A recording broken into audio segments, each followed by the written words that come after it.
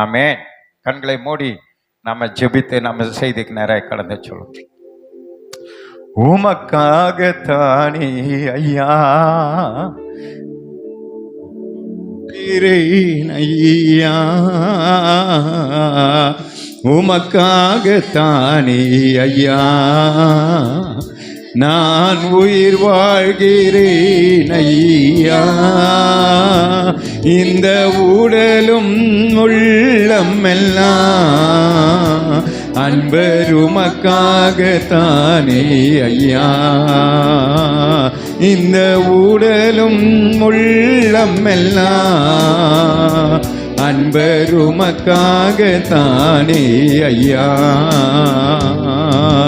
கோதுமை மணி போல் மடிந்திடுவே உமக்காய் தினமும் பலன் கொடுப்பே. கோதுமை மணி போல் மடிந்திடுவே உமக்காய் தினமும் பலன் கொடுப்பே. அவமானம் நிந்தை சிலுவைதனை, அவமானம் நிந்தை சிலுவைதனை அனுதினம் உமக்காய் சுமக்கின்றே.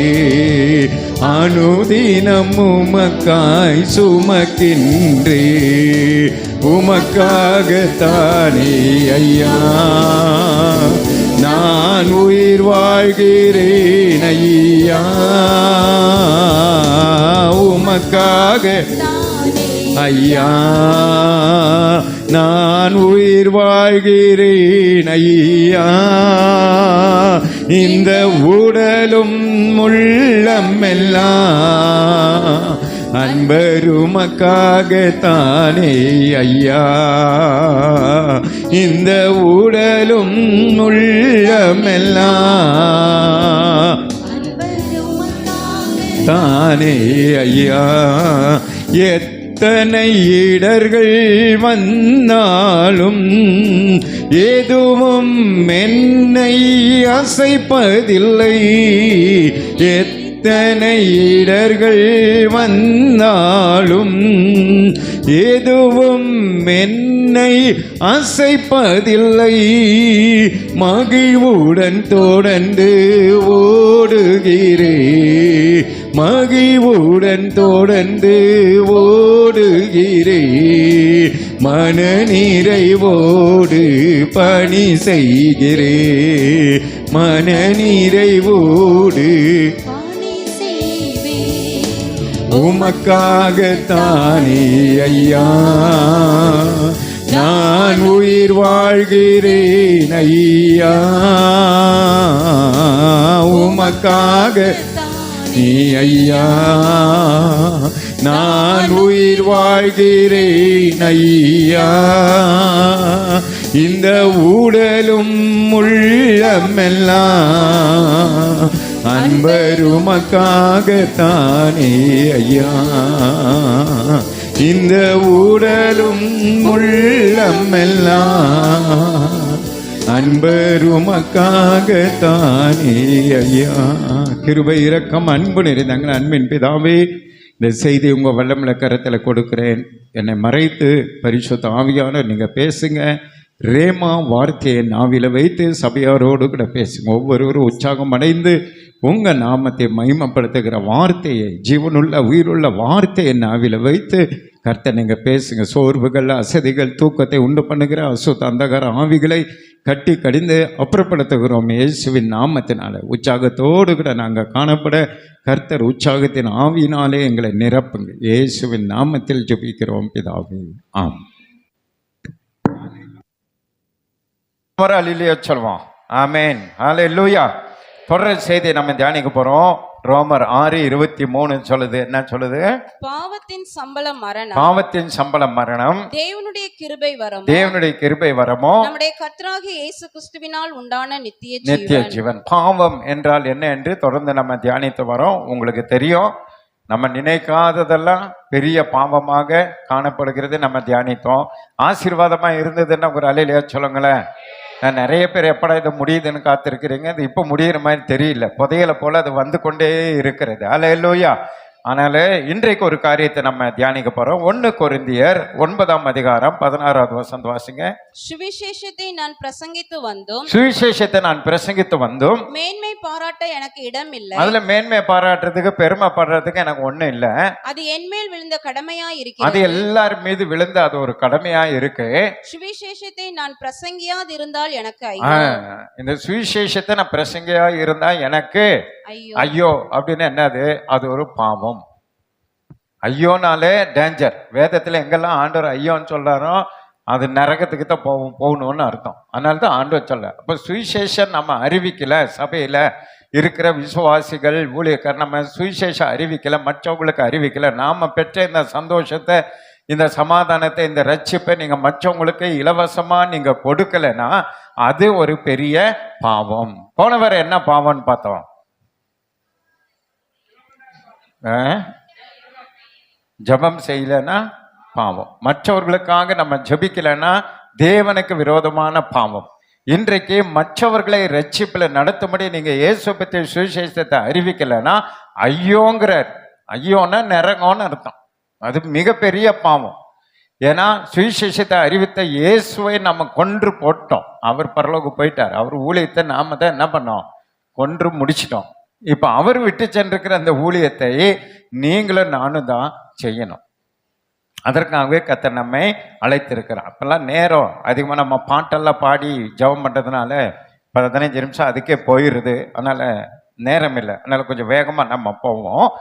இப்படி நம்ம இது ஏன் நம்ம ஊழியம் செய்யணும்னா மத்தேயு 28:18 20 வரைக்கும் வேகமாக வாசிங்க. எல்லாருக்கும் தெரிந்த வசனம் தான் இது. ஆண்டவர் நம்ம கொடுத்திருக்கிற ஒரு கட்டளை. படிங்க. அப்பொழுது இயேசு சமீபத்தில் வந்து அவர்களை நோக்கி, வானத்திலும் பூமியிலும் சகல அதிகாரமும் எனக்கு இப்ப கொடுக்கப்பட்டிருக்கிறது. எல்லா அதிகாரம் என்கிட்ட இருக்கு. ஆகையால் நீங்கள் புறப்பட்டு போய் சகல ஜாதிகளையும் சீஷராக்கி. அப்போ நாம என்ன பண்ணணும்னா புறப்பட்டு போங்கிறார். ஆண்டவருடைய பிள்ளைகளை நாம் கிராமங்களுக்கோ பட்டணங்களுக்கோ புறப்பட்டு போய் சகல ஜாதிகளையும் சீஷராக்கி. விசுவாசி ஆக்கி இல்ல, என்ன ஆக்கணும்? சீஷர். இப்ப நீங்க எல்லாம் யாரு? சீஷர். சத்தமா சொல்லுங்களேன். சீஷர். சீஷர்கள். நீங்க மற்றவங்களுக்காக ஜெபம் பண்ணோம். உங்களுக்காக மற்றவங்க ஜெபம் பண்ணிட்டே இருக்கக்கூடாது. நாம மற்றவர்களை ரட்சிப்புல நடத்துகிற அதிகாரத்தை கர்த்தர் உங்க கையில கொடுத்திருக்கிறார். ஒரு மனுஷனை பாவிய பரிசுத்தமாய் ரட்சிப்புல நடத்துகிற அவனை பரலோகத்துக்கு கொண்டு போகிற அதிகாரத்தை தான் ஆண்டவர் சொல்ல. சகல அதிகாரமே என்கிட்ட இருக்கு, அதனால நான் அதை உங்களுக்கு தரேன். நீங்க போய் சகல ஜாதிகளை என்ன பண்ணுங்க?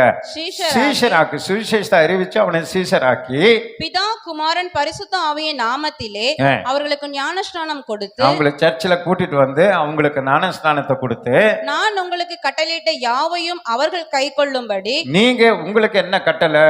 நீங்க எப்படி போய் ஊழியம் செய்றீங்களோ, நீங்க எப்படி பைபிள் படிச்சு ஜெபம், அதெல்லாம் அவங்களுக்கு சொல்லி கொடுக்கணும். புதுசா வர்றவங்களுக்கு ஆவிக்குரிய வளர்ச்சியை நீங்க தான் கற்றுக் கொடுக்கணும். கூட்டிட்டு வர்றீங்க பாருங்க, உங்க மூலமா யார் சர்ச்சுக்கு வந்தாங்களோ அவங்கள நீங்க கவனமா பார்த்து கொள்ளணும். அவங்களுக்கு ஆவிக்குரிய இதை வளர்க்கணும். அவங்களுக்குள்ள வளர்த்து அவர்கள் கை கொள்ளும்படி அவர்களுக்கு உபதேசம் பண்ணுங்கள். இதோ உலகத்தின் முடிவு பரியந்தம் சகல நாட்களிலும் நான் உங்களுடனே கூட இருக்கிறேன். இதை நம்ம சபை வாக்கு தத்தமா பெருசா போர்டு போட்டு வச்சுட்டோம். நம்ம கூட இருப்பாரு. அவரு மேலே இருக்கிறத நீங்க செஞ்சாதான் நம்ம கூட இருப்பாரு.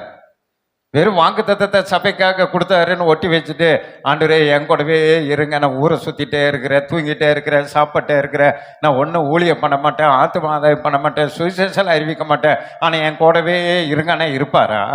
இருக்க மாட்டார்.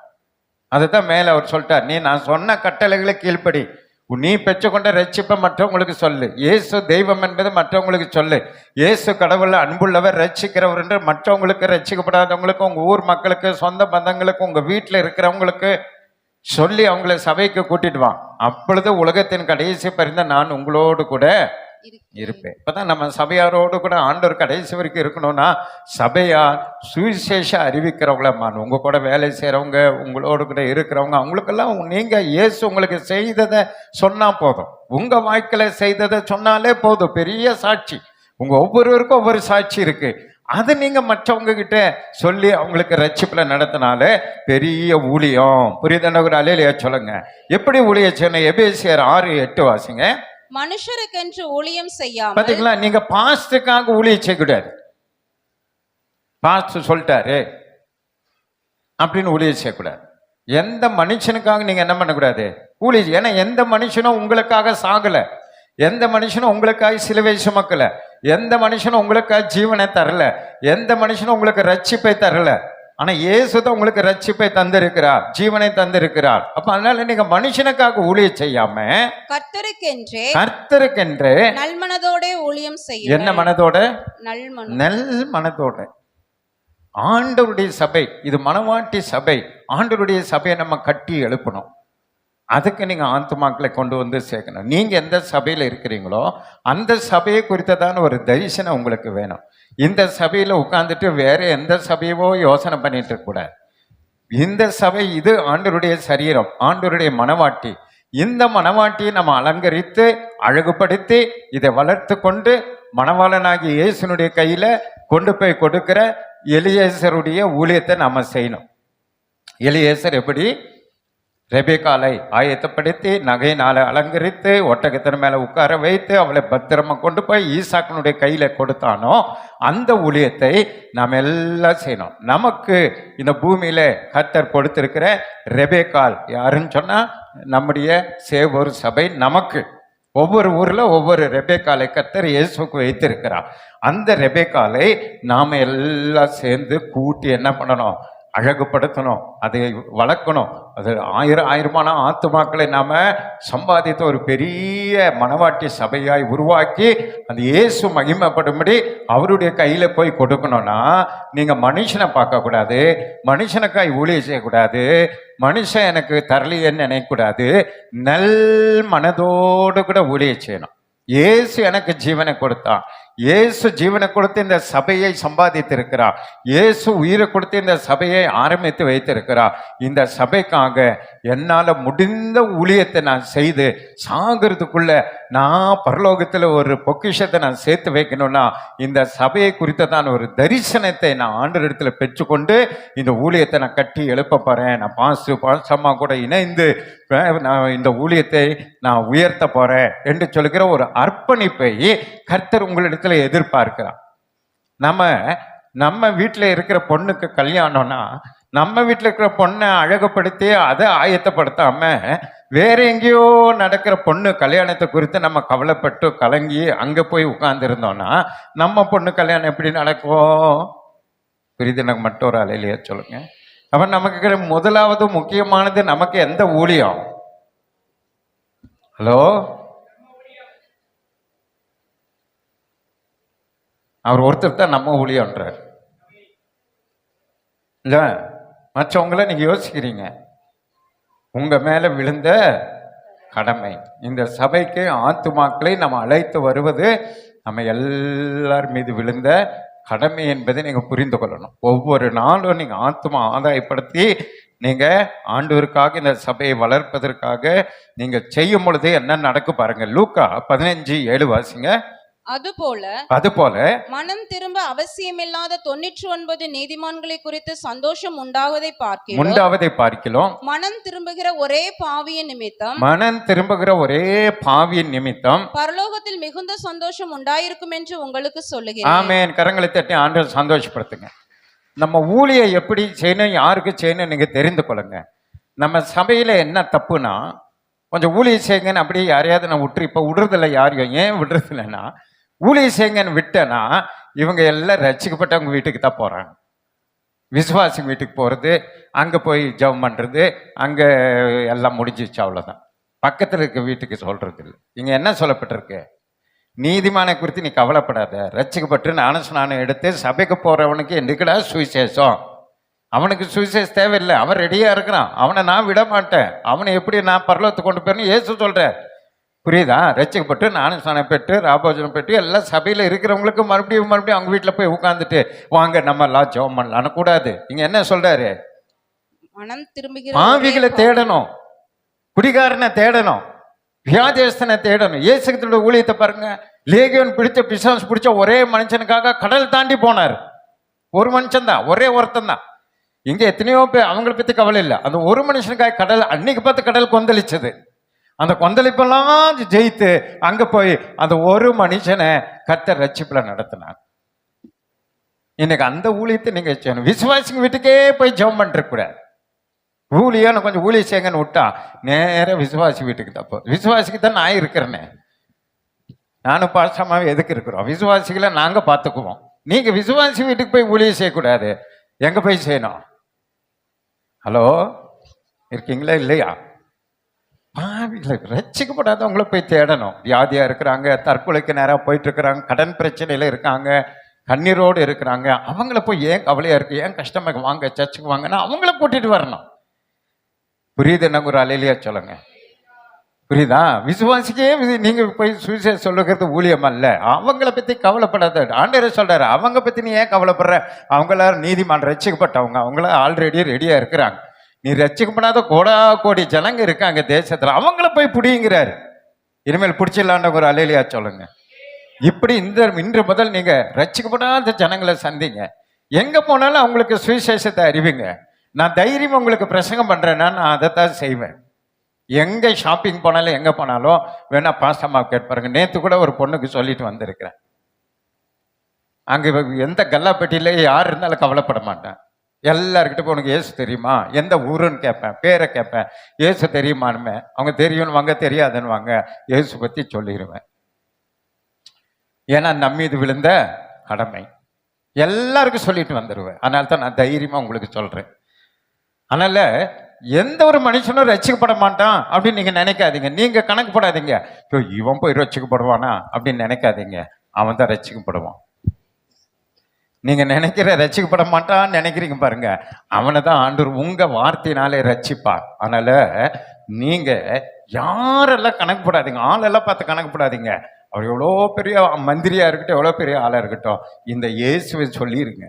அவர் மாத்துறதெல்லாம் அவர் பார்த்து கொள்வார். புரியுதனுக்கு ஒரு அலையிலையா சொல்லுங்க. அப்படி நீங்க புது புது ஆத்மாக்களை ரட்சிப்புல நடத்துனீங்கன்னு வைங்க, உங்களை ஆண்டவர் என்ன சொல்றாரு பாருங்க. யோவான் 12:26. ஒருவன் எனக்கு ஊழியம் செய்கிறவனானால், ஒருவன், நீங்கள் யாராவது ஆண்டருக்கு இப்படி ஊழியம் செய்தீங்கன்னா, என்னை பின்பற்ற கடவன். நான் எங்கே இருக்கிறேனோ அங்கே என் ஊழியக்காரனும் இருப்பான். ஒருவன் எனக்கு ஊழியம் செய்தால், நீங்க ஆண்டருக்கு ஊழியம் செய்தீங்கன்னா அவனை பிதாவானவர் கனம் பண்ணுவார். கரங்களை தட்டி ஆண்டவர் சந்தோஷப்படுத்துங்க. இயேசு கிறிஸ்துவின் பாடு, மரணங்கள், அந்த வேதனைகள், சபை உருவாக்குவதற்கு அவர் பட்ட பாடுகள் எல்லாம் நீங்க நினைச்சு, இந்த சபைக்காக ஜீவனையே ஆண்டவர் கொடுத்திருக்கிறாரு, நாம கொஞ்ச நேரம் ஆண்டருக்கு கொடுத்தா என்ன, அவருக்காக இந்த ஊழியத்துக்காக ஒரு சுவிசேஷ ஊழியம் நம்ம சொல்லி ஆத்துமாக்களை ஆதாயப்படுத்தி சபையில கொண்டு வந்து இந்த ஊழியத்தை நம்ம செய்தா என்னன்னு சொல்லி நினைச்சு நீங்க ஊழியத்தை செய்தீங்கன்னா உங்களை யார் கனப்படுத்துகிறதா? பிதாவாகி தேவன் கனப்படுத்து. எவ்வளவு பெரிய கனம் பாருங்க. பிரதமர் இல்ல, ஜனாதிபதி இல்ல, பிதா வானத்தை பூமி சிருஷ்டித்த சர்வ வல்லமுள்ள தேவன், ஒருவரு சேரக்கூடாத ஒளியில் வாசம் பண்ணுகிறவர், அக்னியின் மத்தியிலேயே வாசம் பண்ணுகிற வானம் அவருக்கு சிங்காசனம், பூமி அவருடைய பாதப்படி. அவ்வளோ பெரிய தேவன் உங்களையும் என்னையும் என்ன பண்ணுவாராம்? கனப்படுத்துவார். கனப்படுத்துவார்னா எப்படின்னு நினைச்சு பாருங்க. கனப்படுத்துதல் என்பது அது பெரிய வார்த்தை. அது ஒருத்தர் வீட்டுக்கு வந்தா நம்ம அவங்களை எப்படி கனப்படுத்துகிறோம், ஒரு அதிகாரின்னு எப்படி கனப்படுத்துகிறோம், அரசியல்வாதின்னு எப்படி அந்த அந்த கனத்தை சாதாரணமா ஒண்ணு இல்லாத உதவாத நமக்கு பிதாவாகிய தேவன் தருகிறாரா? நீங்க படிக்க வேண்டாம், நீங்க உங்களுக்கு இங்கிலீஷ் தெரிய வேண்டாம், உங்களுக்கு ஒன்றும் தெரிய வேண்டாம், உலகத்திலேயே நீங்க லாஸ்ட் கிரேடா இருக்கலாம், ஆனா தேவனுக்கு முன்பாக நீங்க தான் ஃபர்ஸ்ட் கிரேடா இருப்பீங்க. நான் ரட்சிப்பில் ஒருத்தரை நடத்தினா, ஒரே ஒருத்தனை நடத்தினாலே பரலோகத்திலே தேவதூதர்கள் மத்தியில மிகுந்த சந்தோஷம். அந்த ஒரு ஆளை நீங்க ரட்சித்து நீங்க யாரை சந்தோஷப்படுத்தணும்? தேவனை சந்தோஷப்படுத்துவதற்கு நீங்க முயற்சி செய்யணும். அதான் முதல் வசனத்துல நம்ம வாசித்தோம். முதல் வசனத்தை மறுபடியும் வாசிங்க. லூக்கா 15:7. நீதிமான்களை குறித்து எனக்கு அக்கறை இல்லை, ஒரே ஒரு மனுஷன மனம் திரும்புதல் நிமித்தம் பரலோகத்துல என்ன உண்டாயிருக்கும்? மனம் திரும்ப அவசியம் இல்லாத 99 நீதிமான்களை குறித்து சந்தோஷம் உண்டாகிறதை பார்க்கிறோம். மனம் திரும்புகிற ஒரே பாவியின் நிமித்தம் பரலோகத்தில் மிகுந்த சந்தோஷம் உண்டாயிருக்கும் என்று உங்களுக்கு சொல்லுகிறேன். பரலோகத்தை நான் சந்தோஷப்படுத்த விரும்புறேன்னு உங்க அலையிலையா சொல்லுங்க.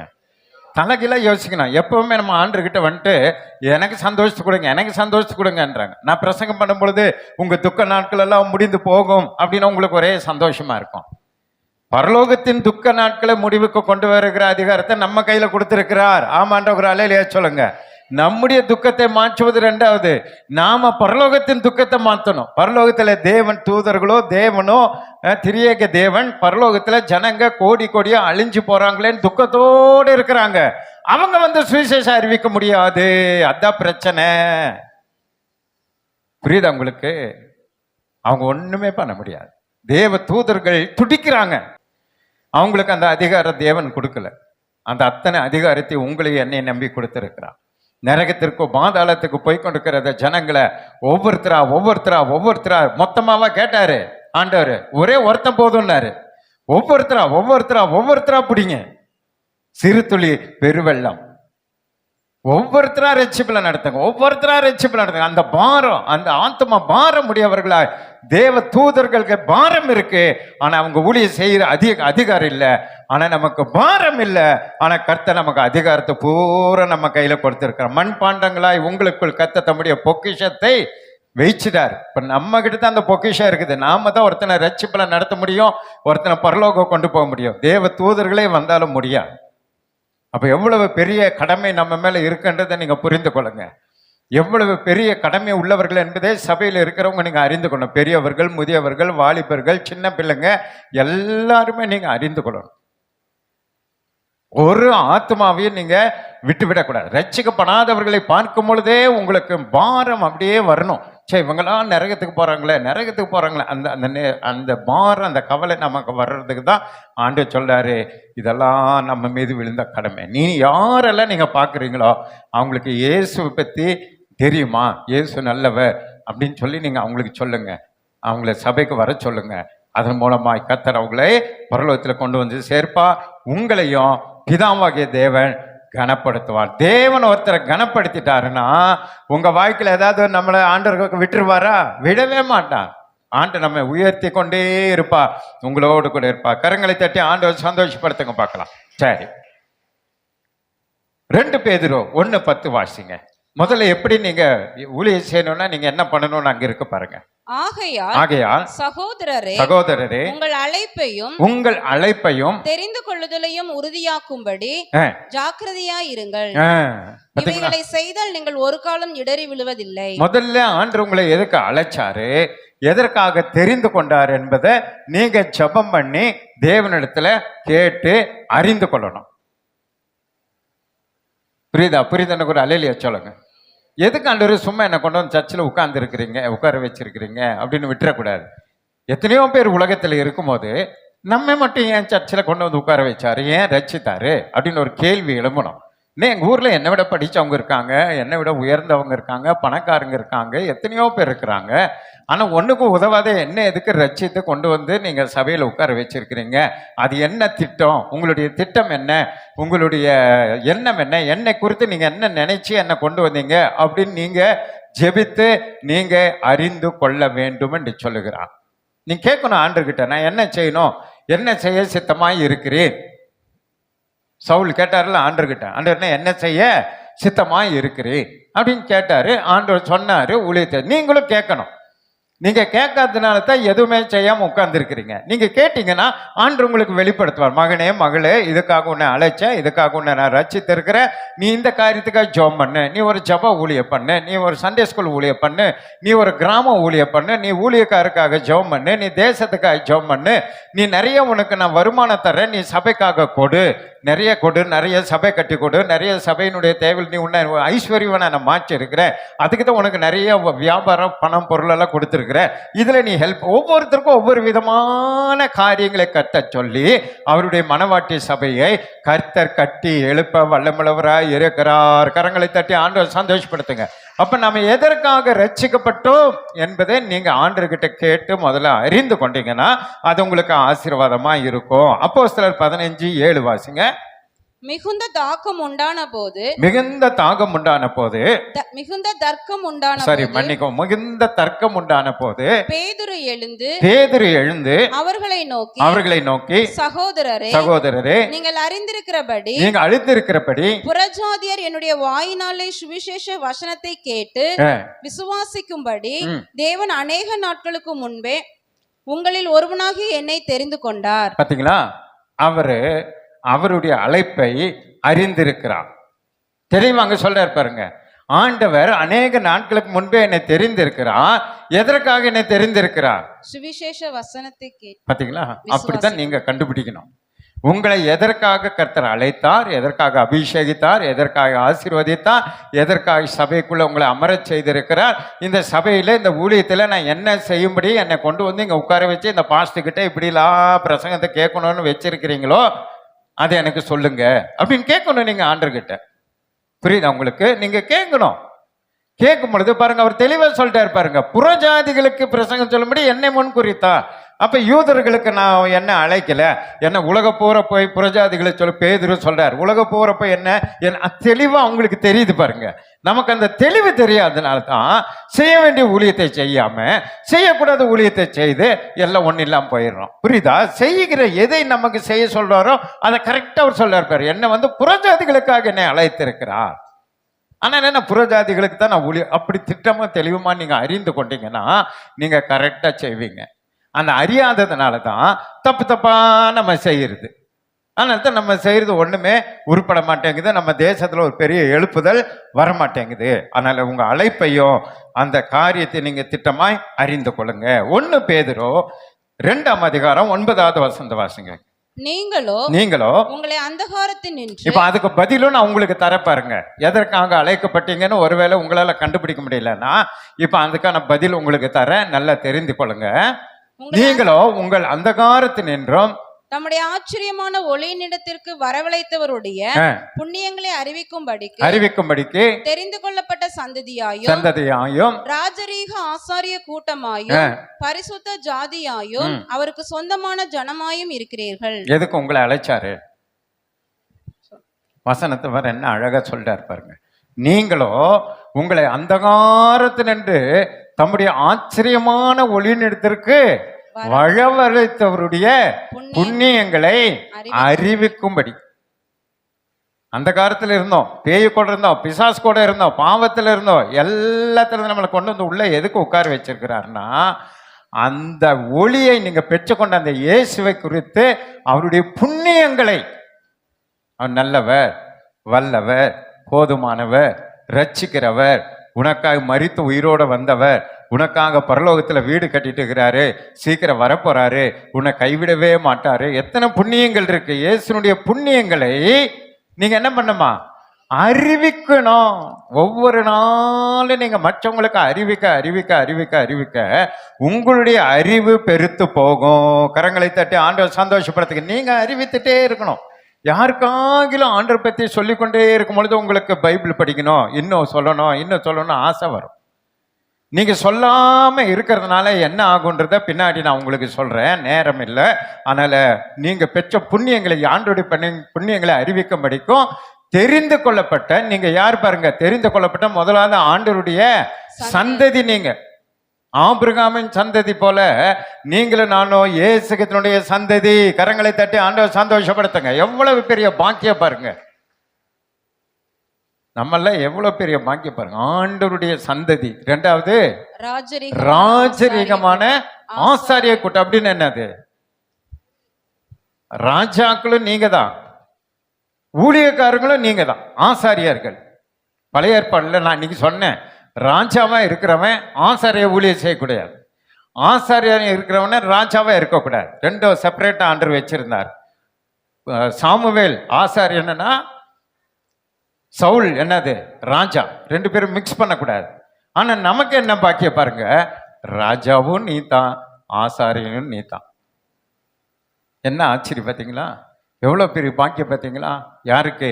புதிய ஏற்பாடுல இயேசுனுடைய புண்ணியங்களை மற்றவர்களுக்கு அறிவிக்கணும். இயேசு நல்லவர்ன்னு சொல்ல, இயேசு அது போதும். எங்க இயேசு நல்லவர், அவர் நமக்காக மரித்தார், அவருடைய புண்ணியங்களை அறிவிங்க, மற்றவங்களுக்கு சொல்லுங்க, வாய் திறந்து சொல்லுங்க. சொல்ல சொல்ல சொல்ல சொல்ல ஆண்டவர் உங்களை உயர்த்தி கொண்டே இருப்பார். அதற்காக நம்மை அழைத்தா, அதற்காக நம்மை ரட்சித்தா.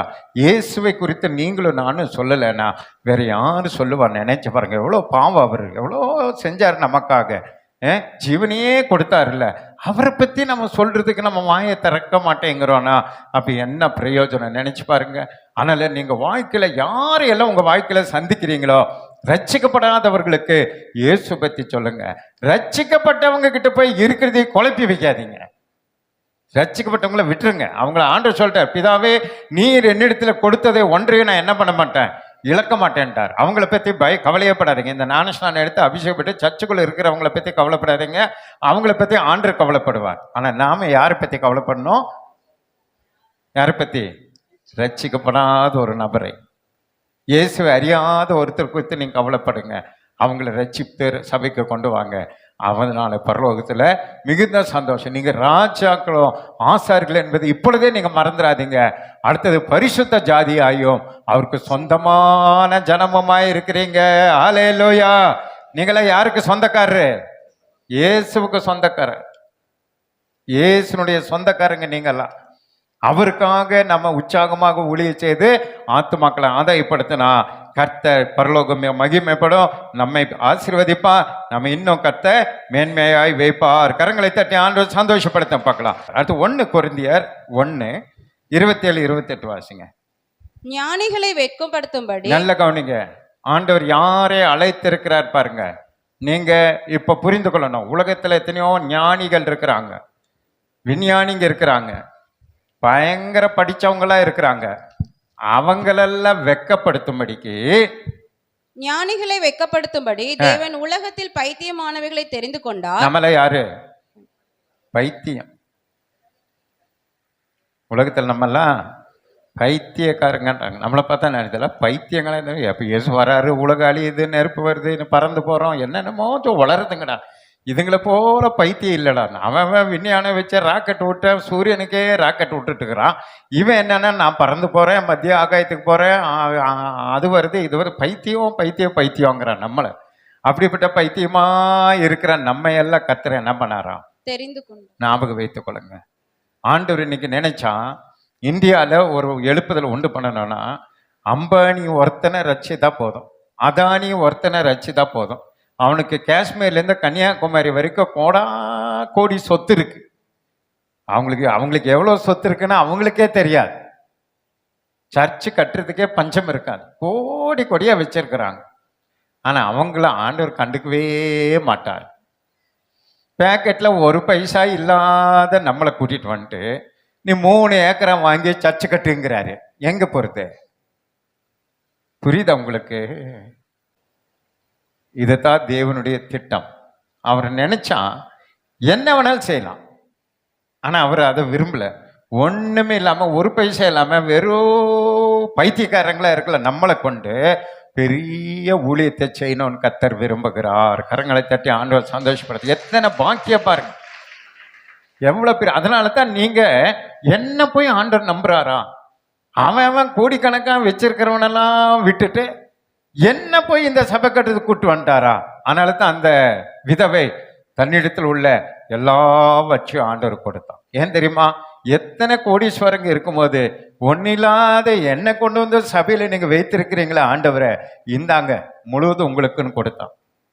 அதான் நம்முடைய ரட்சிப்பினுடைய உள்ளான அனுபவம்.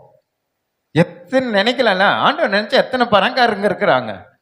ஒரு நொடியில கொண்டு வந்து எல்லாத்தையும் செய்யலாம். ஆனால் அவர் செய்யல. ஏன் தெரியுமா? ஒன்னில்லாத உங்களை என்னைய ரட்சித்து நம்மை கொண்டு செய்தாதான் அது பெரிய மகிமையா இருக்கும், பெரிய மகிமையா இருக்கும். அதுதான் ஆண்டவருடைய திட்டம். அந்த திட்டத்தை நீங்க முதல்ல உணரணும். ஆண்டவரே, பாஸ்டர் சொன்னது போல எத்தனை பணக்காரங்க இந்த ஊர்ல இருக்கிறாங்க, அவங்கள ரட்சித்து கொண்டு வந்தா 3 ஏக்கரா 30 ஏக்கராவே தர்ற ஆளெல்லாம் இங்க இருக்குது சேவூர்ல. அவங்களெல்லாம் விட்டுவிட்டு 3 பைசாவுக்கு பிரயோஜனம் இல்லாம என்ன கொண்டு வந்து உட்கார வச்சுட்டு பாஸ்ட் வேற 3 ஏக்கரா வேணுங்கிறாரு. நாங்க என்ன ஆண்டவரே பண்ணணும்னு நீங்க ஜெபம் பண்ணணும். ஆண்டவர் சொல்லுவாரு, அவனை கொண்டு அல்ல உன்னை கொண்டு தான் நான் செய்ய போறேன்னு சொல்லுவாரு. கரங்களை தட்டி ஆண்டவர் சந்தோஷப்படுத்துங்க. அப்பதான் இயேசு ஜீவிக்கிறார் அப்படின்னு சொல்றதுக்கு அது பெரிய பெருமையா இருக்கும். இருந்த உள்ளதுல இருந்து செய்யறது பெரிய விஷயம் கிடையாது, இல்லாததுல இருந்து நம்ம செய்கிறது தான் பெரிய அற்புதமா இருக்கணும்னு சொல்லிதான் ஆண்டவர் ஞானிகள் எல்லாம் விட்டுட்டாரு, ஐஸ்வர்யவான்கள் எல்லாம் விட்டுட்டாரு. பைத்தியங்களா இருக்கிற நம்மை தெரிந்து கொண்டு ஆலயத்துல வந்து அமர செய்த காரணம் என்னன்னா, நம்மை கொண்டு இங்க ஒரு எழுப்புதலை உண்டு பண்ண கர்த்தர் விரும்புகிறார். கரங்களை தட்டி ஆண்டவர் சந்தோஷப்படுத்துங்க பார்க்கலாம். படிங்க அந்த வசனத்தை. பலமுள்ளவர்களை வெட்கப்படுத்தும்படி தேவன் உலகத்தில் பலவீனமானவைகளை தெரிந்து கொண்டார். எவ்வளவு ஆச்சரியம் பாருங்க. நம்மள என்னது? பலவீனமானவங்க. ஒன்றுக்கு மயக்க பிடிச்சா கை நடுங்குது நமக்கு.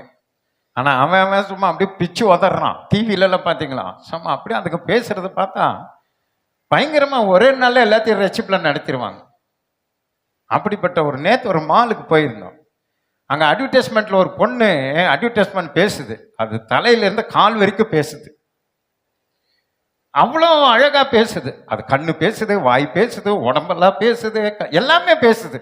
அதை நின்னா யாருமே அந்த பார்க்காம போகவே மாட்டாங்க. அவ்வளோ பேசுகிற அந்த பொண்ணை கூட ஆண்டவர் ஒதுக்கிட்டு உருப்படியாக தமிழே தெரியாத நம்மளை கூட்டு நிற்க வச்சுக்கிறார். நீ பேசுகிறா போதும், நீ பாடுறா போதுன்ற. இப்போ நம்ம பாட்டு நம்ம பசங்களுக்கெல்லாம் சலிச்சு போச்சு. பாஸ்ட் ஒரே மியூசிக்கில் பாடுறாருன்னு சொல்கிறாங்களாம். ஆனாலும் ஆண்டவர் என்ன சொல்கிறாரு, எப்படியோ நீ பாடுறான்றாரு. சரியா, என்ன மியூசிக்கோ என்ன பாட்டோ என்ன ராகமோ நீ பாடுறத பாடுறா நீ கவலைப்படாதேங்கிறார். ஏன் ஞானிகளை எத்தனை பேர் நம்மளை விட பாடுறவங்க இருக்காங்க, நம்மளை விட உயர்ந்தவங்க இருக்காங்க. இங்கிலீஷ் பேசினா அப்படியே மூக்கு கண்ணெல்லாம் பேசுவோம். அப்படிப்பட்ட ஆளுங்களெல்லாம் விட்டுட்டு ஏபிசிடி எத்தனை வார்த்தை தெரியாத நம்மளை கூட்டு வந்திருக்கிறார். காரணம் என்ன தெரியுமா, அவருடைய நாமத்தை மகிமைப்படுத்தும்படி பலவான்களையும் பலவான்களெல்லாம் விட்டுட்டு பலவீனமான நம்மையெல்லாம் தெரிந்து கொண்டு அவருடைய ராஜ்யத்தை பூமியில கட்டி எழுப்ப கர்த்தர் பிரியப்படுகிறார். புரியுதுன்னா மட்டும் ஒரு அலையிலே சொல்லுங்க. இப்போ நீங்களும் நானும் ஆண்டவருக்கு எவ்வளவு முக்கியமானவங்கன்னு தெரிஞ்சுக்காங்க. எவ்வளோ நம்பி நம்மளை கூட்டிட்டு வந்திருக்காங்கன்னு நீங்கள் தெரிஞ்சுக்கங்க. நீங்கள் சர்ச்சுக்குள்ளே வந்துட்டு எனக்கு ஒன்றும் இல்லைன்னு சொல்லக்கூடாது. ஒன்றும் இல்லாத உன்னை கொண்டு தான் கர்த்தர் பெரிய காரியங்களை செய்ய பண்ண விரும்புகிறான். எத்தனை பேர் நம்புறீங்க? ஒன்றும் இல்லாத நம்மளை கொண்டு தான் பெரிய பெரிய காரியங்களை கர்த்தர் செய்ய விரும்புகிறான். நான் அடிக்கடி உங்களுக்கு சொல்லியிருக்கிறேன், கொரியா தேசத்தில் இந்த செய்தி மறுபடியும் அடுத்த வாரம் நம்ம தொடரலாம். நமக்கு நேரம் ஆச்சு, கொஞ்சம் தெளிவாக நம்ம தியானிக்கலாம். இன்னைக்கு ஒரு காரியத்தை சொல்லி நான் முடிக்கிறேன். அது ஒன்றும் இல்லாத நம்மை கொண்டு பெரிய காரியங்களை எப்படி செய்வார் என்பதுக்கு ஒரு சாட்சி. கொரியா தேசத்தில் இந்த பாலியங்கிச்சோ அவருடைய சர்ச்சில் இப்படி தான் என்னை போல புலம்பிகிட்டே இருந்தார். பெரிய கிரவுண்டு, நான் 3 ஏக்கராக புலம்பிட்டுக்கிறேன். அவர் கிரிக்கெட் கிரவுண்டுக்கு புலம்பினார். ஒரு பெரிய கிரிக்கெட் கிரவுண்ட் மாதிரி நம்ம சர்ச்சு கட்ட போகிறோம், பெருசாக கட்ட போகிறோன்ட்டு ஒரே புலம்பி ஜெபம் பண்ணிருந்தார். அதுக்காக யாரெல்லாம் ஃபண்டு கொடுக்க விரும்புகிறீங்களோ கொடுங்கன்னாரு. பார்த்தீங்கன்னா சொல்லி அடுத்த வாரம் ஒரு ஏழை விதவை அவள் என்ன பண்ண தெரியுமா, அவகிட்ட இருந்த ஒரு பிளேட்டு, ஒரு தட்டு, ஒரு கரண்டி, அது சாப்பிட்ற கரண்டி, ஒரு தட்டு, இதை மட்டும் கொண்டு அதுவும் ஒடுங்கி போனது அந்த அம்மா சாப்பிட்றது. பாஸ்டர் என்கிட்ட இருக்கிற சொத்தே இதுதான், இந்தாங்க இதை வச்சு நீங்கள் எவ்வளோ பெரிய சர்ச்சு கட்ட முடியுமோ கட்டிக்கங்க அப்படின்னு சொல்லி அதை கொடுத்துட்டான். சர்ச்சில் எல்லாம் திருன்னு முழிக்கிறாங்க, பாஸ்ட்டும் முழிக்கிறாரு. இவ்வளோ பெரிய சர்ச்சை கட்டணும், இந்த சாப்பிட்ற தட்டையும் இந்த கரண்டியும் வச்சு என்னடா பண்ண முடியும்னு சொல்லி வச்சுட்டு எல்லாம் ஜெபம் பண்ணி முடிச்சுட்டு அவர் கடைசி ஆண்டவர் அவருக்கு ஒரு ஆலோசனை கொடுத்தாரு. அந்த அம்மா விசுவாசத்தோடு கூட கொண்டு வந்து கொடுத்துருக்கிறது. அந்த அம்மாவுடைய விசுவாசத்தை நான் கனப்படுத்துவேன், அதன் மூலமா நீ ஆலயத்தை கட்டுவேன். ஆனால் ஆராதனை முடிந்த பிறகு சரி நீ பிரசங்கம் முடிச்ச உடனே ஜபத்துக்கு முன்னாடி இந்த தட்டை நீ தூக்கு, நீ எடுத்து உங்கள் சர்ச்சில் அதை ஏழை விடு. அதை நீ என்ன பண்ண, ஏழை விடுன்னா என்ன தெரியுமா, நான் சொல்லுது கரெக்டா? ஏழை விடு. அதில் என்ன நடக்கும்னு பாருன்னாரு. இவருக்கு ஒன்றும் புரியல. என்ன ஆண்டவரே, இந்த தட்டை போய் எவன் எடுப்பான் ஏலத்தில்?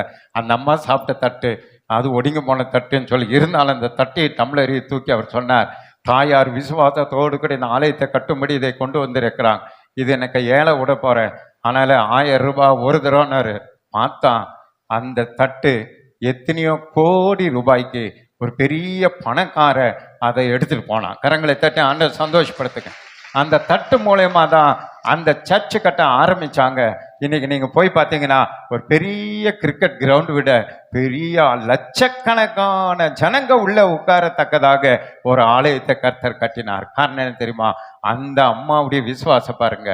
இந்த தட்டை கொடுத்தது ஆண்டர் அதை கனப்படுத்தினான். அதனால நீங்க என்கிட்ட இல்லை, என்கிட்ட ஒன்றும் இல்லை, அது ஜேவி அம்மா கொடுக்கட்டும், சுந்தரண்ணன் கொடுக்கட்டும், அதை அவங்க கொடுக்கட்டும்னு நீங்க நினைக்கக்கூடாது. கர்த்தர் நீங்க கொடுக்கணும்னு நினைக்கிறாரு. நம்ம சர்ச்சில் அதுதான் பிரச்சனை, அவங்களாம் கொடுக்கட்டும்னு நம்ம கை விரிக்க மாட்டேங்கிறோம். உன்னிடத்துல இருக்கிற அந்த குறைவை தான் கர்த்தர் எதிர்பார்க்கிறார். கரங்களை தட்டி ஆண்டவர் சந்தோஷப்படுத்துங்க பார்க்கலாம். அதை செய்து பாருங்க. நாம் அதை ஆண்டவருக்காக செய்து பார்ப்போம். கர்த்தர் நம்மை கொண்டு பெரிய காரியங்கள் செய்வார். கரங்களை தட்டி ஆண்டவர் சந்தோஷப்படுத்த பார்க்கலாம். அப்ப அந்த வசனம் 28 வாசிட்டீங்களா? படிங்க. உள்ளவைகளை அவமாக்கும்படி, பாத்தீங்களா, உள்ளவைகளை அவமாக்கும்படி உலகத்தின் இழிவானவைகளையும் உலகத்துல இல்லாதவைகளையும் அற்பமானது எண்ணப்பட்டவைகளையும் அற்பமா எண்ணப்பட்ட நம்மை இல்லாதவைகளையும் ஆ, தேவன் தெரிந்து கொண்டார். பாத்தீங்களா, உள்ளவைகளை அவமாக்க முடியும். அதான் சொன்னேன், அதானி அம்பானி அவங்க இவங்கெல்லாம் கூப்பிட்டா ஒரே நாள்ல சர்ச்சை கட்டி ஒரு பெரிய எழுப்புதல் உண்டாக்கிடலாம் இந்தியாவில். ஆண்டவர் அதை விரும்பல. ஒன்று இல்லாத உன்னை ஆசீர்வதித்து உன்னை பெருகச் செய்து உன்னை ஐஸ்வர்யவானாக்கி உங்க மூலமா கத்தர் என்ன பண்ணார்? ஆலயத்தை கட்ட விரும்புகிறான். நம்மை கொண்டு தேசத்துல எழுப்புதலை உண்டு பண்ண இல்லாததை கொண்டு தான் செய்ய விரும்புகிறான். அவங்கள அவமாக்கு. உலகத்தில் இழிவானவைகள், இவங்க போய் என்னத்தை பண்ண போறாங்க, இவங்க போய் சர்ச்சை கட்ட போறாங்களா, இவங்க போய் ஊழியர் செய்ய போறாங்க, இழிவானவைகள் ஆகிய நம்மை தான் ஆண்டவர் அழைத்து அற்பமா எண்ணப்பட்டவைகளையும் இல்லாதவைகளையும் தேவன் தெரிந்து கொண்டார். அற்பமா நினைக்கிறது இல்லாத ஒன்று பேக்கெட்ல இல்லாத நம்ம எல்லாம் கர்த்தர் ரட்சித்து கொண்டு வந்து தெரிந்து கொண்டார். இப்போ எதற்காக உங்களை தெரிந்து கொண்டார்னு புரியுது எனக்கு மட்டும் ஒரு அலையிலேயே சொல்லுங்க. ஏன்னா நீங்களே ஜெர்மனி கண்டுபிடிச்சிக்கங்கன்னு சொன்னேன், நீங்க கண்டுபிடிக்கிற மாதிரி ஒன்றும் தெரியல. அதனால தான் நானே கண்டுபிடிச்சு உங்களுக்கு சொல்றேன். புரியுதுன்ற ஒரு அலையிலேயே சொல்லுங்க. எதற்காக உங்களை அழைத்தார், எதற்காக ரட்சித்தார் தெரியவா புரிஞ்சுட்டு ஒரு அலையிலேயே சொல்லுங்க பார்க்கலாம். கடைசி எபிரேயர் 11:25 வாசிங்க. அநித்தியமான பாவ சந்தோஷங்களை அனுபவிப்பதை பார்க்கலாம் தேவனுடைய ஜனங்களோடு துன்பத்தை அனுபவிப்பதையே தெரிந்து கொண்டு இனி வரும் பலன் மேல் நோக்கமாயிருந்து எகிப்தில் உள்ள பொக்கிஷங்களிலும் கிறிஸ்துவின் நிமித்தம் வரும் நிந்தையையும் அதிக பாக்கியம் என்று எண்ணினான். ஆமென். யாரு? மோசே. இப்போ தேவன் நம்மை தெரிந்து கொண்டான். இப்ப நாம எதை தெரிந்து கொள்ளணும்? ஆண்டவருடைய ஊழியத்தை செய்யணும்னா நாம எதை செலக்ட் பண்ணணும்? நாம மோசே போல செலக்ட் பண்ணணும். அவன் என்ன செலக்ட் பண்ற பாருங்க, அநித்தியமான பாவ சந்தோஷத்தை அவன் ராஜா வீட்டுல இருக்கிறான், ராணி அவளை வளர்க்கிறான், அங்க எல்லாமே இருக்கு. ஆனா அதையெல்லாம் விட்டுட்டு அவருடைய ஜனங்கள் இஸ்ரவேல் ஜனங்க படுகிற பாடை பார்த்து அவங்க வேதனையை பார்த்து இவங்களோடு கூட இணைந்து நான் பாடுபடுகிறதே அவன் என்ன பண்றான்? அனுபவிக்க தெரிந்து கொண்டு துன்பத்தை அனுபவித்தது தெரிந்து கொண்டான். ஆண்டவருக்கு சுவிசேஷ அறிவிப்பு துன்பமா தான் இருக்கும், வெக்கமா தான் இருக்கும், நிந்தையா இருக்கும், அவமானமா இருக்கும், பிரச்சனையா இருக்கும், அடிப்பாங்க உதைப்பாங்க, என்னென்னமோ நடக்கும். ஆனாலும் இந்த என் தேசத்தின் ஜனங்க எங்க சேவூர் மக்கள் நரகத்தை போகக்கூடாது, எப்படியாக இந்த இயேசுவை அவர்களுக்குள்ள கொண்டு போகணும்னு சொல்லி அவர்களோடு கூட எங்களோடு கூட சேர்ந்து பாடுபட வேண்டும் என்று கர்த்தர் விரும்புகிறார். அல்லேலூயா. அவன் அதை தெரிந்து கொண்டான். அவனை கொண்டு இஸ்ரவேல் ஜனங்களை கர்த்தர் அங்கே எகிப்திலிருந்து மீட்டு கொண்டு வந்தான். இன்றைக்கு நீங்க எதை அனுபவிக்கும்படி நீங்க ஒப்பு கொடுக்குறீங்களோ, எதை செய்யும்படி அர்ப்பணிக்கிறீங்களோ, உங்களை கொண்டு இந்த பகுதியில் ஒரு பெரிய எழுப்புதலை கர்த்தர் கொண்டு வருவா. நாம் எதிர்பார்க்கிற 5000 ஆத்மா என்ன, 50,000 ஆத்மாக்களை கர்த்தர் நமக்கு தருவா. அது எல்லாவற்றுக்கும் சோர்ஸ் உங்ககிட்ட தான் இருக்கு. அது எல்லாவற்றுக்கான அர்ப்பணிப்பு உங்ககிட்ட தான் இருக்கு. அது எல்லாம் நிறைவேறணும்னா தெரிந்து கொள்ளுகிறதான அந்த உரிமை, தெரிந்து கொள்ளுகிற நீங்க எதை தெரிந்து கொள்ளுகிறீங்க? சபை வளரணும், சபைக்காக நான் பாடுபடணும், நான் ஊழியம் செய்யணும், ஆத்மா ஆதாயப்படுத்தணும், சுவிசேஷம் அறிவிக்கணும், நான் உலகத்துல சமாதானமா சந்தோஷமா ஆசீர்வாதமா நான் வாழ்வதை விட மோசே போல தேவனுடைய ஜனங்களோடு கூட சேர்ந்து பாடுபடுவதை நான் தெரிந்து கொள்கிறேன் என்று சொல்லி நீங்க எல்லாரும் அதை தெரிந்து கொண்டு ஊழியம் செய்ய ஆரம்பிச்சிட்டீங்கன்னு வைங்கள, நாம ஒரு பெரிய எழுப்புதலை இந்த வருஷத்துல நம்ம காண கர்த்தர் உதவி செய்வார். கரங்களை தட்டி ஆண்டவர் சந்தோஷப்படுத்துங்க. நாம் எப்படி ஊழியம் செய்ய வேண்டும் என்பதை அடுத்த வாரம் நம்ம தியானிக்க போறோம். இன்றைக்கு அப்படி எழுந்த நிலங்க பாஸ்ட் அம்மா ஜெபம் பண்ணி முடிப்பான். ஜீசஸ் ஹல்லேலூயா. நன்றி செலுத்துறோம் அப்பா, நன்றி செலுத்துறோம் அப்பா. எல்லாரும் ஒரு மனதோடு எழும்பி நிற்கலாமா? கர்த்தர் நம் ஒவ்வொருவரோடு கூட இடைப்பட்டா. ஊழியம் செய்யாதிருப்பது ஒரு பாவம் என்று இன்று நமக்கு தேவன் அறிவுறுத்தியிருக்கிறார். இது நம்மேல் விழுந்த கடமை. ஒருவரும் நாம் அதில் தப்பித்து கொள்ள முடியாது. ஏனென்றால் கர்த்தர் நம்மை ரட்சித்திருக்கிறார். அவருடைய மெய்யான சமாதானத்தை நமக்கு தந்திருக்கிறார். நாம் பெற்ற அந்த ரட்சிப்பின் சந்தோஷத்தை அநேகருக்கு அறிவிக்கும்படியாக தான் குலத்திற்கு ஒருவரையும் கோத்திரத்துக்கு ஒருவரையும் தெரிந்து கொண்டிருக்கிறார். அருமையான தேவனுடைய ஜனமே, நீங்களும் நானும் தான் உலகத்திற்கு வெளிச்சமாய் இருக்கிறோம், உலகத்திலே உப்பாய் இருக்கிறோம். தேவன் நம்மை தான் வைத்திருக்கிறார். ஒளியான சேற்றிலிருந்து நம்மை தூக்கி எடுத்திருக்கிறார். Thank you, Jesus. Thank you, Jesus. அது நம்மேல் விழுந்த கடமை. சுவிசேஷம் என்பது என்ன? கர்த்தராகிய இயேசு கிறிஸ்து பிறந்தார். கன்னி மரியாளின் வயிற்றில் பரிசுத்த ஆவியானவரால் உற்பத்தியானார். மனுஷனாக 33 ஆண்டு காலங்கள் இந்த உலகத்தில் வாழ்ந்தார். பரிசுத்தமாய் வாழ்ந்தார். 3 ஆண்டு காலங்கள் ஊழியம் செய்தார். நம்முடைய பாவங்களுக்காக மரித்தார், அடக்கம் பண்ணப்பட்டார். 3ஆம் நாள் உயிரோடு எழுந்தார். இன்று நமக்காய் பரலோகத்தில் பரிந்து பேசி கொண்டிருக்கிறார். இதை அறிவிப்பது தான் சுவிசேஷம். ஆனால் இதை நாம் சொல்லாமல், இயேசு தெய்வம் என்பதை நாம் அறிவிக்காமல் நம்முடைய சுயத்துக்காகவே வாழ்ந்து நாம் முடிக்க இன்னைக்கு ஓடி ஓடி சம்பாதித்து, ஓடி ஓடி உழைத்து எல்லாவற்றையும் நம்ம சம்பாதித்து வைத்திருக்கிறோம், ஆத்துமாக்களை தவிர. எத்தனை பேரை நாம் இந்த ஒரு வாரத்தில் பார்த்திருப்போம், எத்தனை ஜனங்களை நாம் பார்த்திருப்போம், எத்தனை உறவுகளை பார்த்திருப்போம். இன்றைக்கு நாம் வெறும் கையோடு வந்திருக்கிறோமே முதல் ஆராதனையில்.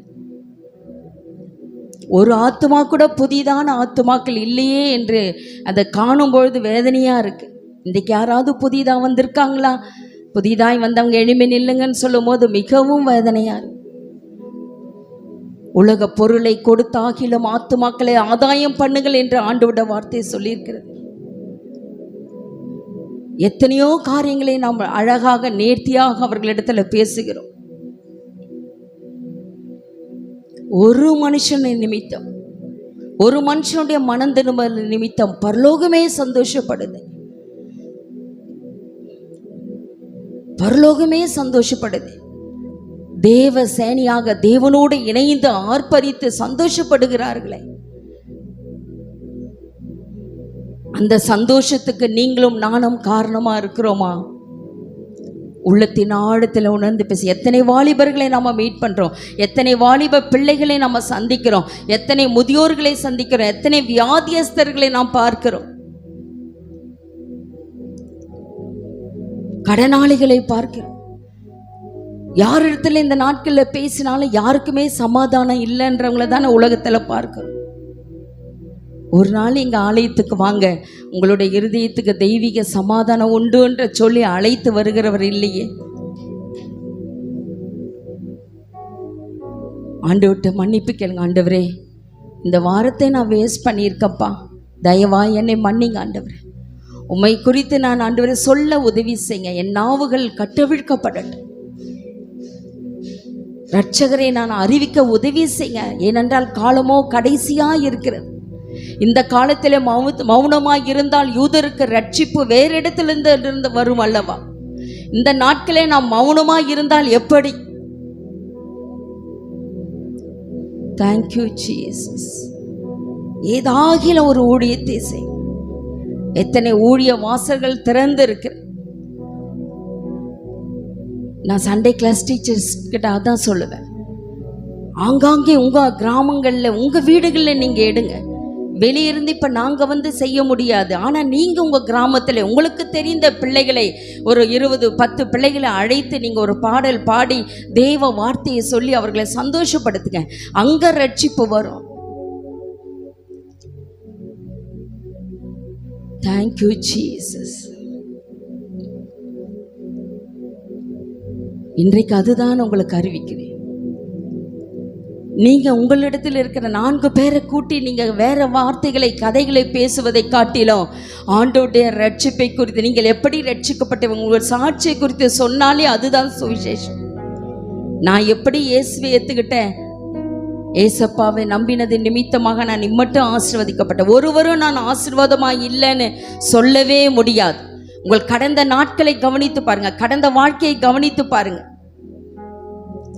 இருக்க இருக்க கர்த்தர் நம்மை ஒவ்வொரு நாளும் படிப்படியாக நம்மை ஆசீர்வதித்து வருகிறார். படிப்படியாக நமக்கு சமாதானத்தை தந்து வந்து கொண்டிருக்கிறார். படிப்படியாக மன மகிழ்ச்சி நமக்குள்ளே குடிகொண்டிருக்கிறது. ஓ தேங்க்யூ ஜீசஸ், ஹல்லேலூயா. உங்க ஆரம்ப நாட்களை நினைத்து பாருங்க. இந்த ஆலயத்திலே உங்களை ஒருவர் கூட்டி அழைத்து கொண்டு இங்க வரலைன்னா நீங்க எப்படி வந்திருக்க முடியும்? இந்த இயேசுவை உங்களுக்கு அறிவிக்கலைன்னா நீங்கள் எப்படி இயேசுவை அறிய முடியும்? நம்மை ஒருவர் அழைத்து வந்தார் அல்லவா, நமக்கு ஒருவர் ரட்சிப்பை இயேசுவை குறித்து சொன்னார் அல்லவா, அவருக்கு நன்றி சொல்லுங்க. அந்த சகோதரனையோ சகோதரனை நினைத்து பாருங்க, அவங்க தான் எங்களை இந்த ஆலயத்தை கூட்டிட்டு வந்தாங்க, அவங்க தான் இந்த இயேசுவை எனக்கு அறிவிச்சாங்க. அது போல நானும் இன்னைக்கு சொல்லணும், நானும் அது போல மற்றவர்களுக்கு சொல்லணும், மற்றவர்களை நான் ஆதாயப்படுத்தணும் என்ற ஒரு வாஞ்சையை உள்ளத்துல புதுப்பிங்க, ஒரு தீர்மானம் எடுங்க. நானும் அப்படி சொல்லணும்ப்பா, எனக்கு உதவி செய்யுங்கப்பான்னு சொல்லுங்க. அழைத்த அழைப்பையும் தெரிந்து கொள்ளுதலும் மாறாது. ஆண்டவர் நம்மை அழைத்ததற்கு ஒரு நோக்கம் உண்டு, நம்மை தெரிந்து கொண்டதற்கு ஒரு நோக்கம் உண்டு. அருமையா வேதத்துல நம்ம வாசித்து புற ஜாதிகளுக்கு சுவிசேஷத்தை அறிவிக்கும்படியாகவே கர்த்தர் நம்மை தெரிந்து கொண்டிருக்கிறார். புறஜாதியார் என்பது இயேசுவை அறியாதவர்கள், அவர்களுக்கு அறிவிப்பதுதான் நம்முடைய கடமை. அதை அறிவிக்கலைன்னா நமக்கு ஐயோ. பரலோகத்திலே சந்தோஷம் உண்டாக வேண்டுமா, அல்லது நமக்கு ஐயோ என்ற வார்த்தையை சுதந்திரிக்க வேண்டுமா? சற்று நேரம் யோசித்து பாருங்க. உள்ளத்தின் ஆழத்திலிருந்து ஆண்டவரோடு ஒப்புரவாங்க. ஆண்டவரே, இதுவரை நான் சொல்லலை, நான் சொல்லியும் சிலர் வராமல் இருந்திருக்கலாம், நீங்கள் சொல்லியும் சிலர் வராமல் இருந்திருக்கலாம், அதை பற்றி கவலைப்படாதீங்க. ஆனால் சொல்லிக்கிட்டே இருங்க. ஓ ஹல்லேலூயா, சொல்லிக்கிட்டே இருங்க. இயேசு தெய்வம், இயேசு மெய்யான ஆண்டவர் என்பதை சொல்லிக்கொண்டே இருங்க. நமக்காக ஒரு பரலோகம் ஆயத்தப்பட்டு இருக்கிறது என்று சொல்லிக்கொண்டே இருங்க. கர்த்தர் அவர்களை கொண்டு வர தேவன் வாஞ்சோலவராயிருக்கிறார். அதற்கேற்ற வழி வாசல்களை தேவன் திறந்து வைத்திருக்கிறார். Thank you Jesus. இதோ திறந்த வாசலை உனக்கு முன்னாக வைத்திருக்கிறேன் என்று சொன்ன ஆண்டவர் திறந்த வாசலை வைத்திருக்கிறார். தேங்க்யூ. எத்தனை ஆசீர்வாதம் நமக்கு. பிதாவானவர் ஊழியம் செய்கிறவர்களை நிமித்தமாக பிதாவானவர் அவர் கனப்படுத்துவார். Thank you Jesus. மனுஷனுக்குன்னு ஊழியம் செய்யாம கர்த்தருக்காக ஊழியம் செய்யலாம். ஹல்லேலூயா. ஆண்டவருடைய வார்த்தை சொல்லுது, எனக்கு ஒருவன் ஊழியம் செய்தான், பிதாவானவர் அவனை கனம் பண்ணுவான். பிதாவானவருடைய கனம் எப்படியா இருக்கும்? ஒரு மனுஷனுடைய கனம் எப்படி இருக்கிறது? எஸ்தர் புத்தகத்துல நம்ம வாசிக்கிறோம் இல்லையா, ராஜா கனம் பண்ணுகிற மனுஷன் இப்படியா இருக்கணும்னு சொல்லிட்டு இருக்கு. ஒரு ராஜா கனம் பண்ணுகிற மனுஷன் ராஜ வஸ்திரம் தரித்து இருக்கணும், அவருடைய வஸ்திரத்தை தரிக்கணும். ராஜா ஏறி இருக்கிற அந்த குதிரை, அதே போல அவருடைய சிரசிலே முள்முடி அவருடைய சிரசிலே முடி சூட்டப்பட்டு இருக்கிறது, ராஜமுடி சூட்டப்பட்டு இருக்கிறது. வீதிகள் எல்லாம் அவரை ராஜா கனம் பண்ணுகிற மனுஷன் இவ்விதமாய் அலங்கரிக்கப்படணும். வீதியெல்லாம் உலா வரவது. ராஜா கனம் பண்ணுகிற மனுஷனை இவ்விதமாய் இருக்கும்போது பிதாவாகிய தேவன் உங்களையும் என்னையும் கனம் பண்ணினா அது எத்தனை ஆசீர்வாதமா இருக்கும், அது எத்தனை மேன்மையா இருக்கும். அந்த ராஜாதி ராஜா, அந்த கர்த்தாதி கர்த்தருக்கு ஊழியம் செய்ய ஏன் நாம் யோசிக்கணும்? ஏன் நாம் யோசிச்சுட்டே காலத்தை தாமதப்படுத்தணும்? ஆண்டவரே, உமக்கான ஏதாவது ஒன்று செய்கிற ஆண்டவரேன்னு ஒப்பு கொடுங்க. வாயை திறந்து ஆண்டுவிட்டு சொல்லுங்க, ஆண்டவரே, ஏதாவது உங்களுடைய ஊழியத்தில் ஏதாவது நான் ஒரு பங்கு எடுக்க எனக்கு உதவி செய்யுங்கப்பா. வீணா நான் ஓடிக்கொண்டிருக்கிறது என்னுடைய வீண் என்று நான் அறிகிற ஆண்டவரே. என் வாழ்க்கையில வீணா நான் ஓடிட்டு இருக்கேன்னு அறிகிற ஆண்டவரே. தேங்க்யூ. ஏதாவது அப்போதான் பாருங்க, ஆண்டோட ஊழியத்தை செய்யும் போது தான் நமக்குள்ள ஒரு மன நிறைவு உண்டாகும், ஒரு மன நிம்மதி உண்டாகும், மன அமைதி உண்டாகும். ஏதோ நான் முடித்து விட்டேன், ஏதோ தேவனுக்காக நான் செய்து முடிச்சிட்டேன்னு ஒரு திருப்தி உண்டாகும். இல்லை என்றால் வெறுமையான பாத்திரம் போலதான் இருக்கும். Thank you Jesus, thank you Jesus. நன்றி செலுத்துறோம் அப்பா, நன்றி செலுத்துறோம் ஐயா. அன்பின் பரலோக பிதாவே, இந்த நல்ல வேலைக்காய் நன்றி செலுத்துகிறோம் அப்பா. ஆசீர்வதிக்கப்பட்டதான இந்த மனமகிழ்ச்சியின் காலை வேலைக்காய் நன்றி செலுத்துகிறோம். ஆண்டவரே, உம்மை துதி. இதோ இந்த செய்திக்கு எங்களை அர்ப்பணிக்கிறோம் ஐயா. ஆண்டவரே அப்பா, எங்களை ஆண்டவரே உம்முடைய சந்ததியாயும் ராஜரீக ஆசாரிய கூட்டமாயும் எங்களை தெரிந்து கொண்டிருக்கீங்க. அதற்காய் நன்றி ஆண்டவரே. இதோ அவ்விதமாக நாங்கள் ஒவ்வொருவரும் எங்களை அர்ப்பணித்து உம்முடைய ஊழியத்தை ஆண்டவரே அழைப்பையும் தெரிந்து கொள்ளுதலையும் நாங்கள் நிறைவேற்றி எங்களுக்கு அனுக்கிரகம் செய்யுங்கப்பா. இந்த காலை வேளையிலே நாங்கள் சபையாக தீர்மானித்திருக்கிறோம், ஒவ்வொருவரோடு கூட நீர் இடைப்பட்டீர் என்பதை நாங்கள் அறிந்திருக்கிறோம் ஐயா. ஆண்டவரே, வருகிற நாட்களை நாங்கள் அமைதியாக நான் உண்டு என் வேலை உண்டு என்று இல்லாதபடிக்கு தேவனுடைய ராஜ்யம் கட்டப்பட ஆண்டவரே எங்களை நாங்கள் அர்ப்பணிக்கிறோம் அப்பா. எங்கள் ஒவ்வொருவரையும் கர்த்தர் நீர் பயன்படுத்துவீராக. என்னென்ன தாளந்துகள் உண்டோ அந்த தாளந்துகளை வைத்து அவர்கள் பயன்பட கர்த்தர் நீர் உதவி செய்தல வேண்டும் ஜெபிக்கிறோம். எல்லா சோர்வின் ஆவிகள், எல்லா பலவீனத்தின் ஆவிகள் இயேசுவின் நாமத்தினாலே பிள்ளைகளை விட்டு ஓடி என்று கட்டளை கொடுக்கிறோம். தெய்வீக பிரசனம், தெய்வீக ஆளுகை நிரம்பட்டும் அப்பா. தீர்மானித்த தீர்மானத்தில் அவர்கள் நிலை உறுதியாய் இருக்க கர்த்தர் நீர் அனுக்கிரகம் செய்தல வேண்டுமா ஜெபிக்கிறங்க தாவே. அப்பா உம்மை ஸ்தோத்திரம். உம்முடைய பிள்ளைகள் ஆண்டவரே இந்த காலை வேளையில் உம்மை தேடி வந்திருக்காங்கப்பா. நெடுநாளாய் காத்திருத்தல் இருதயத்தை இளைக்க பண்ணும். விரும்பினது வரும்பொழுது அது ஜீவ விருட்சம் போல இருக்குமே. உண்மையே நம்பி இருக்கிற பிள்ளைகளுக்கு ஆண்டவரே விருப்பங்களை கர்த்தர் நீர் நிறைவேற்ற வேண்டுமா ஜெபிக்கிறோம். வியாதி போராட்டத்தோடு வந்திருக்கிற பிள்ளைகளுக்கு ஒரு விடுதலை கர்த்தனை தருவீராக. நல்ல சுகத்தை கர்த்தனை கட்டளிடுவீராக. அப்பா எக்ஸாம்க்கு ஆயத்தமாக இருக்கிற பிள்ளைகளுக்கு நல்ல ஞான ஞாபகத்தை தருவீராக. குதிரை எத்தனை நாளுக்கு ஆயத்தமாக்கப்படும், ஜெயமோ கர்த்தரால் வரும் என்று சொன்ன வார்த்தையின்படி அவர்கள் ஜெயத்தை சுதந்திரிக்க கர்த்தர் நீர் உதவி செய்வீராக. உம்முடைய பிள்ளைகளை கர்த்தர் நாளுக்கு நாள் ஆசீர்வதிக்கிறீர், அதற்காய் நன்றி. இன்னும் பெரிதான ஆசீர்வாதத்தை பெருக்கத்தை காண கர்த்தர் நீர் உதவி செய்தல வேண்டுமா ஜெபிக்கிறோம் ஐயா. தகப்பனே உம்முடைய கருத்துல வருகிறோம். இந்த காலை வேளையில யாரெல்லாம் ஆலயத்துக்கு வர முடியலையே, வாஞ்சை இருந்தும் நான் போக முடியலையே என்று எண்ணி ஹாஸ்பிட்டல் அட்மிட் ஆயிருந்தா தகப்பனீர் அவர்கள் அறைக்குள்ளாய் சென்று ஆண்டவரே அவர்களை தொட்டு நீர் சுகப்படுத்த வேண்டுமா ஜெபிக்கிறங்க தாவே. ஆரோக்கியத்தை கர்த்தர் கட்டளிடுவீராக. தொடர்ந்து ஆண்டவரே உம்மை ஸ்தோத்திரிக்கிறோம். செய்தி கொடுத்த உம்முடைய தாசனை இன்னும் அநேக லட்சங்களுக்கு எங்களை பயன்படுத்துவீராக. வருகிற புதிய வாரத்திலே நாங்கள் புதிய ஆத்துமாக்களை ஆலயத்துக்கு அழைத்து வர கர்த்தர் நீர் அனுக்கிரகம் செய்வீராக. அப்படிப்பட்ட பாக்கியத்தை எங்கள் ஒவ்வொருவருக்கும் தர வேண்டுமா ஜெபிக்கிறோம். எல்லா துதி கன மகிமை உமக்கே எடுக்கிறோம். இயேசுவின் மூலம் ஜெபிக்கிறோம் எங்கள் நல்ல பிதாவே, ஆமென். என் ஆத்துமாவே கர்த்தரை ஸ்தோத்திரி, என் முழு உள்ளமே பரிசுத்த நாமத்தை ஸ்தோத்திரி. என் ஆத்துமாவே கர்த்தரை ஸ்தோத்திரி, கர்த்தர் செய்த சகல உபகாரங்களை மறவாதே. ஆமென். நம்முடைய கர்த்தராக இயேசு கிறிஸ்துவின் கிருபையும் பிதாவாகிய தேவனுடைய அன்பும் பரிசுத்தாவினுடைய அந்யோன்ய ஐக்கியமும் சமாதானமும் சந்தோஷமும் இன்றைக்கும் என்றைக்கும் சதா கலங்க நம் அனைவரோடு கூட இருப்பதாக. ஆமென். அல்லேலூயா, அல்லேலூயா, அல்லேலூயா. God bless you. கர்த்தர் உங்களை ஆசீர்வதிப்பாராக.